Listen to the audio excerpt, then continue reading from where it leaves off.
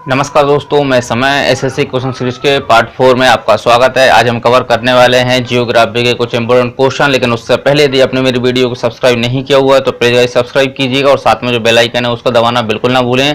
तो चलिए हम शुरू करते हैं हमारी वीडियो।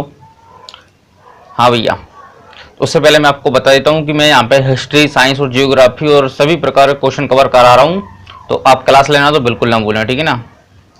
पहला क्वेश्चन आपकी स्क्रीन पर, निम्नलिखित नदियों में से किसने समुद्र में अधिकतम मात्रा में पानी पहुंचाया? Option A Nile, option B Amazon, option C Mississippi Missouri, क्या खतरनाक नाम है यार ये, ऑप्शन डी टेम्स।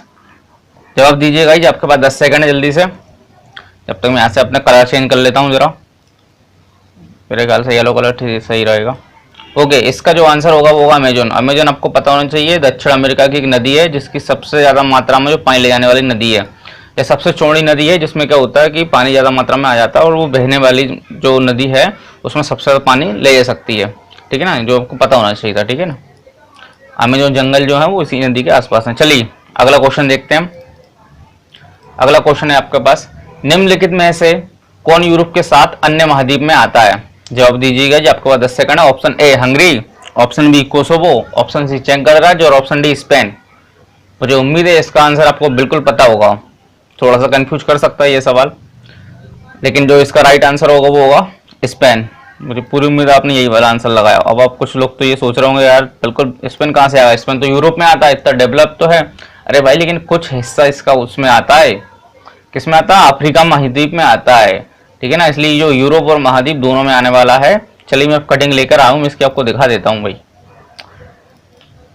हाँ भैया देखिए, अगर आप ध्यान से देखेंगे तो इसमें लिखा हुआ बकायदा जो विकिपीडिया का है, ये यूरोप और अफ्रीका दोनों में आने वाला है, ठीक है ना। बकायदा इसमें सब कुछ लिखा हुआ और साथ में अगर आप नीचे वाली कटिंग पढ़ेंगे ध्यान से तो इसमें लिखा हुआ as a general rule of the Spain is the part of Europe and the EU. कट गया है शायद इसमें से, लेकिन यहाँ पर नीचे आप देखेंगे तो 30 किलोमीटर जो हिस्सा है वो साउथ ऑफ जिब्राल्टर का वो अफ्रीका में आता है। लगभग 1% जो स्पेन का हिस्सा है वो अफ्रीका में आता है, भले 1% आता हो लेकिन आता जरूर है भैया, ठीक है ना। तो इसलिए काउंट किया जाएगा। और चलिए, और मैं अगर आपको थोड़ा और ध्यान से दिखा सकूं तो चलिए आप जरा ध्यान से यहाँ देखिएगा। देखिए ये आप जो ध्यान से देख रहे हैं, ये छोटा सा पार्ट जो है ना, ये आप देखेंगे ये है स्पेन। स्पेन जो नीचे वाला जो हिस्सा है वो है क्या, ये हिस्सा है अफ्रीका का, और ये वाला जो हिस्सा था वो था किसका? यूरोप का। तो इन दोनों के बीच में यहाँ आता है ये, और बाकी का एशिया का रहेगा। तो इस तरीके से दोनों में काउंट होता है। चलिए नेक्स्ट क्वेश्चन की ओर बढ़ते हैं भैया। एक ही क्वेश्चन में सारा समाधान ना देना हमको। अगला, लेक टिटिका का दक्षिण अमेरिका की एक बड़ी गहरी झील है जो दो देशों की सीमा पर स्थित है। जवाब दीजिएगा इसमें से कौन से वो दो देश हैं? ऑप्शन ए अर्जेंटीना और बोलीविया, ऑप्शन बी बोलीविया और पेरू, ऑप्शन सी पेरू और उरुग्वे, ऑप्शन डी माफ कीजिएगा उरुग्वे और पराग्वे। जल्दी जवाब दीजिएगा गाइस। ओके, जो इसका राइट आंसर होगा वो होगा बोलीविया और पेरू। भैया बोलीविया और पेरू है जिसमें कि ये स्थित है लेक टिटिका का। ये दुनिया की सबसे ऊंचाई पे स्थित झील है, आपको ये पता होना चाहिए था, नहीं पता है तो ठीक है ना। और ये कहाँ पर है? दक्षिण अमेरिका में है। बोलीविया और पेरू दोनों दक्षिण अमेरिका के देश हैं। चलिए नेक्स्ट क्वेश्चन की ओर बढ़ते हैं। हमारा अगला है, अगला, अच्छा इससे पहले मैं आपको ये दिखा देता हूँ थोड़ा सा इसका नक्शा वगैरह आप देख लीजिएगा। हम ये कितनी शानदार झील है, आपको अलग ही दिख रही होगी। ये पेरू में स्थित वाली झील है, यह है लेक टिटिका का। कभी इच्छा घूमने की तो गाड़ी उठाइएगा और पहुंच जाइएगा, ठीक है ना। चलिए नेक्स्ट क्वेश्चन की ओर बढ़ते हैं। निम्न में से कौन सा जल धारा भूमध्य सागर को अटलांटिक महासागर से जोड़ती है? अच्छा क्वेश्चन है, जवाब दीजिएगा। ऑप्शन ए हॉर्मुज की जल डमरू मध्य, ऑप्शन बी जिब्राल्टर की जल डमरू मध्य, ऑप्शन सी बोस्पोरस की जल स्ट्रेट या जल डमरू मध्य, बात एक ही है, ऑप्शन डी डोवर स्ट्रेट, ठीक है ना। जल्दी जवाब दीजिएगा। कौन सा है जो भैया जल धारा को मतलब भूमध्य सागर को अटलांटिक महासागर से जोड़ता है? और अभी जिक्र किया था मैंने इसका, और इसका राइट आंसर होगा जिब्राल्टर। तो जिब्राल्टर जल डमरू मध्य, जो क्या खतरनाक नाम है यार इसका, जो जिब्राल्टर की जल डमरू मध्य है, जिब्राल्टर स्टेट है, वो क्या करता है? वो भूमध्य सागर को अटलांटिक महासागर से अलग करता है, जोड़ता है, ठीक है ना। चलिए नेक्स्ट क्वेश्चन की ओर बढ़ते हैं। और कहाँ पर भैया? एक तो नीचे वाला जो देश है वो कौन सा है? मोरक्को, ठीक है ना। जो नीचे वाला जो देश है वो मोरक्को है, और जो ऊपर वाला जो देश है ना जिसका भी जिक्र किया था हमने, ये है भैया कौन सा? स्पेन। और यहाँ पर जो नीचे वाला जो हिस्सा है वो ऐसा है कि वो किसके कब्जे में है? इंग्लैंड के कब्जे में, ये आपको पता होना चाहिए था, ठीक है ना। चलिए नेक्स्ट क्वेश्चन की ओर देखते हैं हम।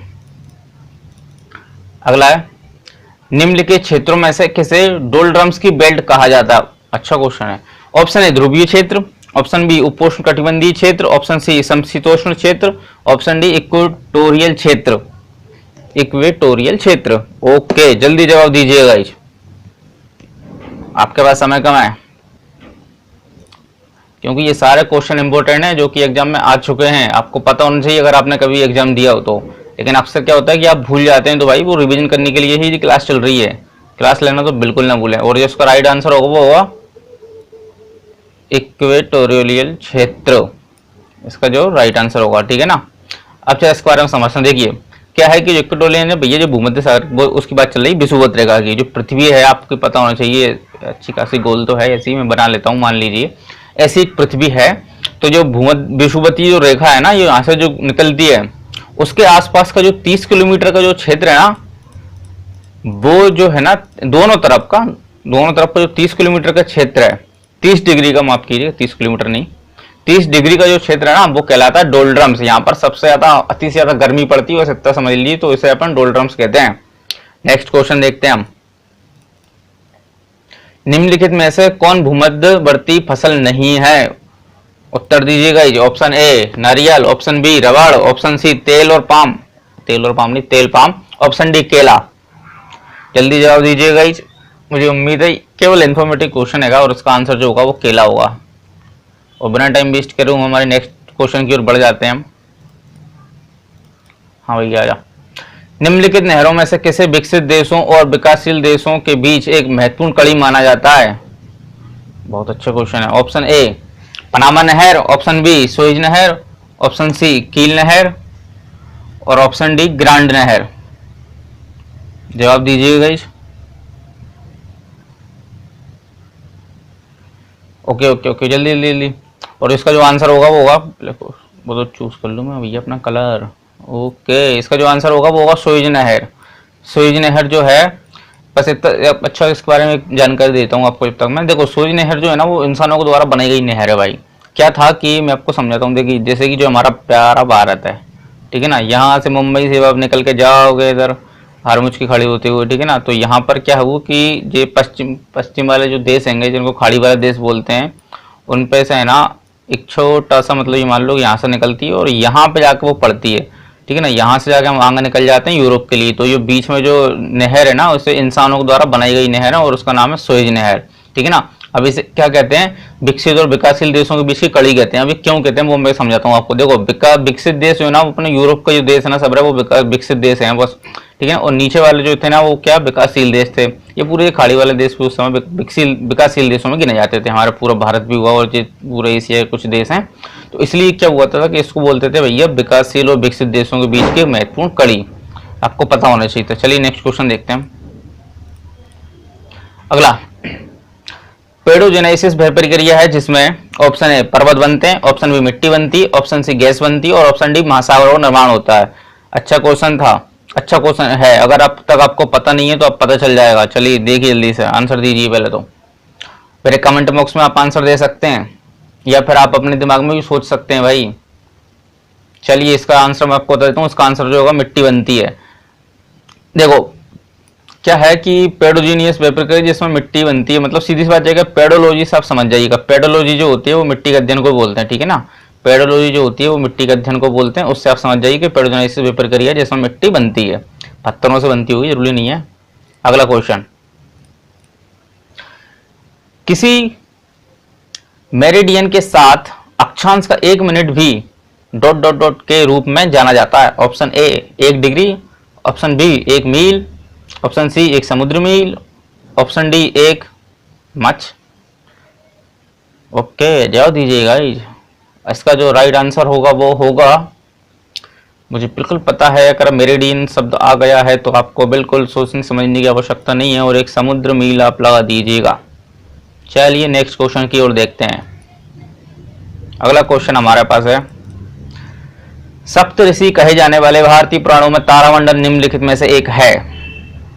Option A Orion, option B वृश्चिक, ऑप्शन सी सप्तऋषि मंडल, ऑप्शन डी, अरे दोनों एक से कैसे हुआ है यार, ये तो पूरा क्वेश्चन ही बेकार हुआ है अपना। कोई बात नहीं, लेकिन आपको तो आंसर चाहिए था भाई। सप्तऋषि जो है वो सप्तऋषि मंडली कहलाता है, बात खत्म। ऑप्शन डी और सी दोनों ही है, ठीक है ना। अगर हाँ अच्छा याद आ गया, अगर मान लो कि ये एग्जाम में ऐसा कैसा आ जाता कि ऑप्शन सी और डी दोनों सेम तो होते, तो आप कौन सा टिक करते? तो भाई हमेशा याद रखिए कि प्रायोरिटी पहले वाले को दी जाती है और आप सी वाले को ही टिक करते हैं, ये याद रख लेना भैया। अब मैंने स्टार बना दिया, इस पर बना नहीं है सही से, लेकिन फिर भी समझ लेना कि सी वाले को टिक करते हैं, ऐसे ही को अगर आ जाता तो। चलिए नेक्स्ट क्वेश्चन की ओर बढ़ते हैं।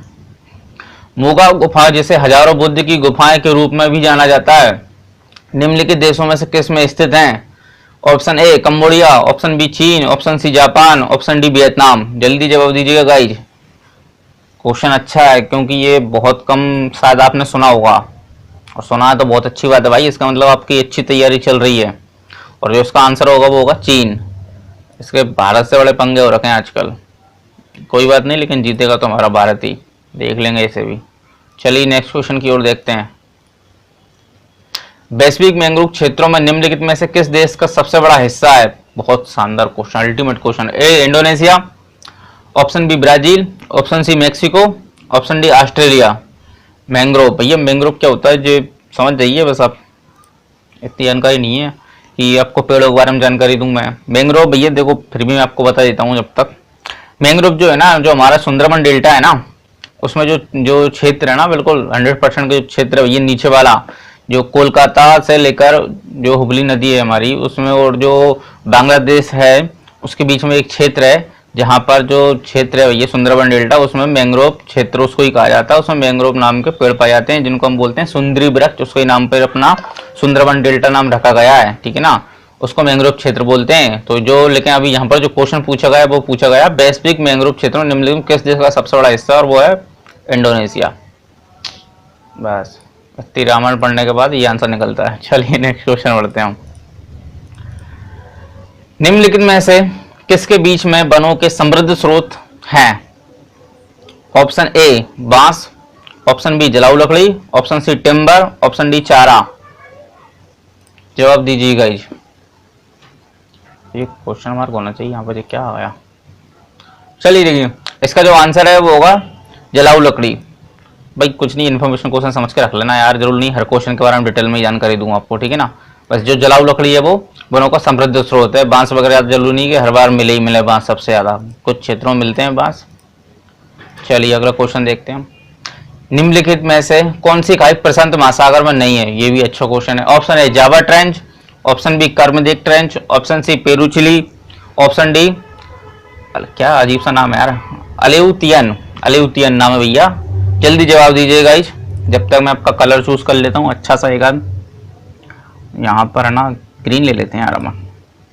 ओके, इसका जो राइट आंसर होगा वो भैया कौन सा? Java trench. जावा ट्रेंच भैया नहीं है, ध्यान से देख लेना। महासागर की बात करें प्रशांत महासागर में, तो प्रशांत महासागर सबसे बड़ा महासागर है, उसमें जावा ट्रेंच नहीं है। ये जावा ट्रेंच है कहाँ? ये जावा ट्रेंच भैया इंडोनेशिया में पड़ती है, और जो इंडियन ओशियन में आता है, ध्यान रख लेना ये वाली बात। कहाँ पर है? इंडियन ओशियन, मतलब हिंद महासागर में। चलिए नेक्स्ट क्वेश्चन की ओर देखते हैं। निम्नलिखित में से किसे पृथ्वी की बहन ग्रह के रूप में भी जाना जाता है? Option A Shukra, option B Mangal, option C Brihaspati, option D Shani. जल्दी जवाब दीजिएगा, ये हमारा पास समय हो रहा है भैया, जल्दी कवर करनी क्लास को। और इसका राइट आंसर होगा वो होगा शुक्र। मैं जल्दी जल्दी करवा देता हूँ। शुक्र इसका राइट आंसर होगा भैया। शुक्र जो है वो पृथ्वी की बहन ग्रह के रूप में जाना जाता है, क्योंकि लगभग इसका सेम ही होता है। आवर्तकाल वगैरह, जो आवर्तकाल नहीं माफ कीजिएगा, जो चक्कर लगाने का जो समय है लगभग वो समान होता है, और दिन और रात भी समान होते हैं। चलिए ठीक है, अगला क्वेश्चन देखते हैं हम। पृथ्वी के वायुमंडल को कितने भागों में विभाजित किया गया है? Option A 2, option B 3, option C 4, option D 5। बड़ी ज्यादा हिंदी हो यार ये तो। चलिए जवाब दीजिएगा इस। और इसका जो राइट आंसर होगा वो होगा, वायुमंडल की बात चल रही है, वायुमंडल की परतें होती हैं, आपको पता होना चाहिए था। कितनी परतें होती हैं? परतें होती हैं भैया 5। मुझे पता है अब आप परतों भी जानने चाहेंगे, परतें कितनी होती है भैया। चलिए उसके लिए मैं लेकर आया हूँ वैसे परतें भैया। हाँ, और भैया पहले नंबर पर परतें होती है क्षोभ मंडल, समताप मंडल, मध्य मंडल, ताप मंडल, और एक और होती है आयन मंडल। ठीक है ना, जिसको हम बहाय मंडल बोलते हैं, माफ कीजिएगा, बहाय मंडल, ठीक है ना। ये परतें होती हैं 5, आपको याद होनी चाहिए अगली बार से अब ये, ठीक है ना। चलिए नेक्स्ट क्वेश्चन देखते हैं। अरे क्या हुआ, निम्नलिखित में से कौन विश्व का सबसे लंबा मुहाना है? Option A orange river, estuary, option B महान बे, ऑप्शन सी ओबे की कहाड़ी, ऑप्शन डी सैन फ्रांसिस्को। शानदार क्वेश्चन है यार ये तो, क्योंकि शानदार क्वेश्चन वही होता है जो आपको पता ना हो, बस पता है तब तो फिर यार ये है कि आपकी तैयारी बहुत शानदार है भाई। और जो इसका राइट आंसर होगा वो होगा ओबे की कहाड़ी। चलिए इसके बारे में जानकारी दे देता हूँ भैया आपको, जो कि मेरा काम है। ओबे की कहाड़ी है क्या भैया, जो ओबे की कहाड़ी जो है ना, वो एक रूस नामक एक देश है, जिसका सपने आपको नाम सुना ही होगा। रूस है ना, उसके उत्तरी क्षेत्र में आर्कटिक टाइप के जो क्षेत्र है ऊपर वाला, वहां पर, ठीक है ना, जो ओबे नामक नदी है उससे ही निकलती ओबे की कहाड़ी, जिसका सबसे लंबा मुहाना है, ठीक है ना। अब भैया मुहाना भी आप समझेंगे भैया, मुहाना क्या होता है? मुहाना बोलते हैं हम एसुचेरी को। क्या होता है कि मान लीजिए कि ये समुद्र है, बहुत बड़ा सा समुद्र है, ये हमारा मान लो, अच्छा एक काम करते हैं, ये हम प्यारा भारत मान लेते हैं, ये हमारा प्यारा भारत सा है। अब यहाँ से मान लीजिए कि गुजरात है ये, ठीक है ना, गुजरात में क्या है, समुद्र किनारे ही तो बसा है। तो जो गुजरात है ना, यहाँ से जो नदी बह रही ना, ये नदी मीठा पानी लेकर आ रही है और समुद्र में खारा पानी है, तो वो वाला क्षेत्र जहाँ पर मीठा पानी और खारा पानी मिल रहा है वो कहलाता है भैया एसोचेरी। चलिए भैया नेक्स्ट क्वेश्चन देखते हैं, जानकारी बहुत हो गई। कौन से पर्वत पश्चिम में यूरोप से एशिया को अलग करते हैं? ऑप्शन है यूराल पर्वत, ऑप्शन बी आल्प्स पर्वत, ऑप्शन सी काकेसस पर्वत, ऑप्शन डी इनमें से कोई नहीं। उनमें से कोई नहीं, चलिए ठीक है, जवाब दीजिएगा। हमारे पास समय बहुत कम बचा है, इसलिए इसका आंसर भी मैं ही दे देता हूँ भैया, और जिसका आंसर जो होगा वो यूराल पर्वत होगा। यूराल पर्वत जो है वो पश्चिम में यूरोप से और एशिया को अलग करता है, जिसमें क्या होता है कि ये रूस से निकलते हुए इधर ये कौन सा टर्की नामक देश है वहां से हो जाता है, और ये पूरे का पूरा इधर यूरोप रह जाता है, और नीचे आ जाता है कौन सा, एशिया, ठीक है ना। चलिए नेक्स्ट क्वेश्चन की ओर देखते हैं, ये कुछ अजीब सा उगलाऊ बन गया। अगला क्वेश्चन, भूगोल का अध्ययन करने के लिए 0 पॉइंट सिस्टमैटिक दृष्टिकोण प्रमुख दृष्टिकोण में से एक है, द्वारा व्यवस्थित दृष्टिकोण पेश किया गया था। इन्फॉर्मेटिव क्वेश्चन है, जल्दी जवाब दीजिएगा, जानकारी फिर कभी देखेंगे, हमारे पास समय वैसे ही बहुत कम है। Option A Eratosthenes, option B Ptolemy, option C Alexander von Humboldt, option D Karl Ritter. और इसका जो आंसर होगा भैया वो होगा सिस्टमैटिक दृष्टिकोण प्रमुख दृष्टिकोण में से एक है, और जो दिया गया था अलेक्जेंडर हम्बोल्ट के द्वारा। चलिए ये नेक्स्ट क्वेश्चन देखते हैं। अगला क्वेश्चन, अरे क्वेश्चन समाप्त हो गया क्या? चलिए भाई आखिरी तक बने रहने के लिए धन्यवाद।